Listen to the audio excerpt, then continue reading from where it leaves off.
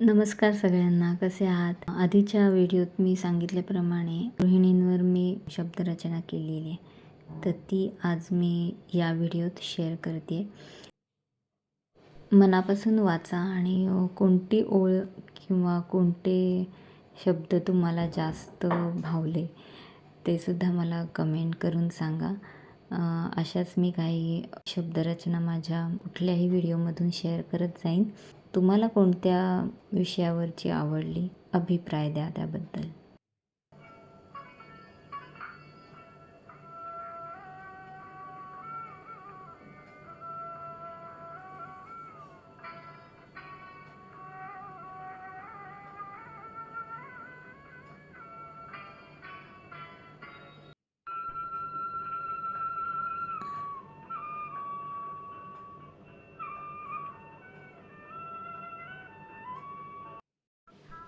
मी नाश्त्यासाठी मैदा घेतला आहे 3 चमचे, दूध घातलं आहे, 1 पेलाभर दूध घेतलं, त्याचे दूध वापरून अशी पेस्ट केली. या एका पातेल्यात मी बटर घेतलं आणि एवढ्या साईजचे लसूण घेतले मी 2-3. लसूण बटरमध्ये शिजल्यावर त्याची पेस्ट केली होती ती सगळी टाकली मी ह्याच्यात आणि थोडं दूध पण टाकलं. नीट ढवळून घ्यायचं म्हणजे ती अशी मिळून येते. त्याच्यात मी शेजवान चटणी टाकली आहे, तर थोडंसं तिखटपणा येण्यासाठी 2 चमचे टाकलं. ते रंग छान येतो त्याने, म्हणून मग 2 चमचे टाकले. तुम्हाला अजून हवं असलं तर अजून टाकू शकता तुम्ही. तर कांदा, टोमॅटो आणि 1 चीज स्लाईस टाकलं, थोडासा चीझी टेक्स्चर येण्यासाठी.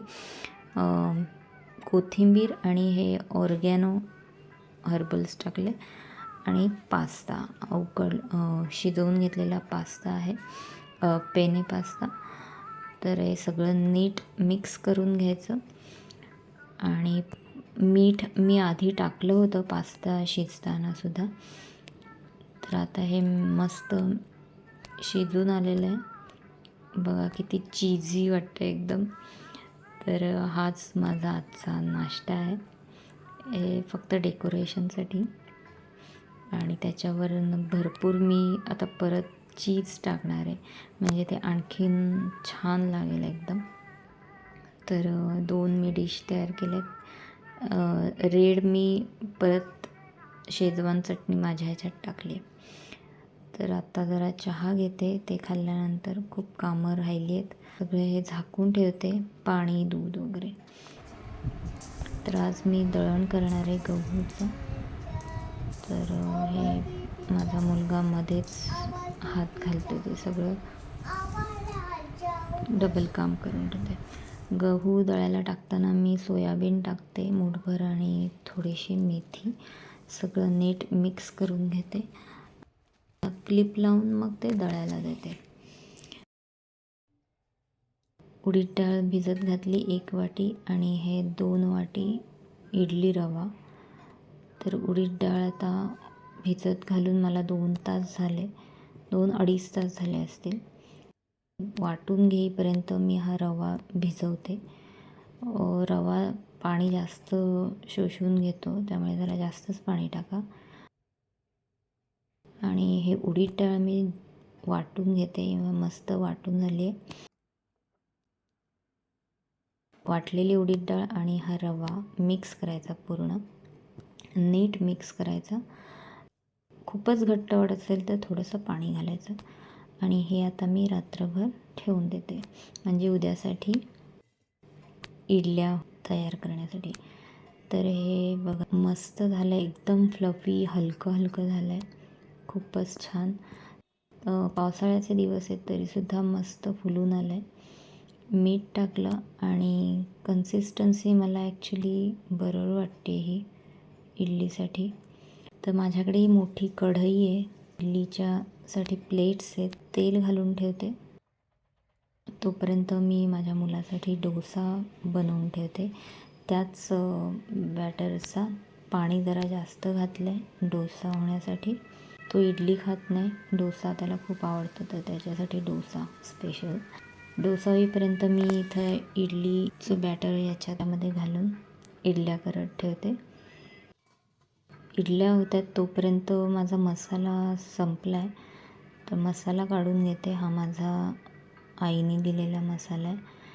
कोकणात गेलं तर काय आणलं तर माहेरवाशिणींसाठी मसाला आणणं हे सुद्धा तेवढंच महत्त्वाचं असतं. जसं आंबा फणस तसंच मसाला. तर आता ह्या इडल्या झालेल्या आहेत माझ्या.